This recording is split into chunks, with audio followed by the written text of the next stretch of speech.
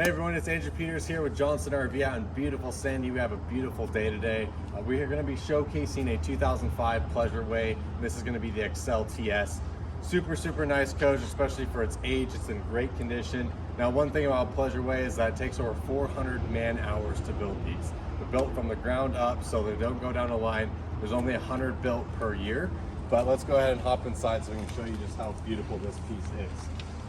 As we make our way in, I'm a taller guy, I'm 6'2", so this coach isn't necessarily designed for me, but it's a great overall coach. We're on the 6.8 liter Ford chassis, super clean, low miles. We're gonna have a nice microwave up here, all the cabinetry, it's real wood, everything's built to last. As you can tell, it's a 2005 and it's still in great condition.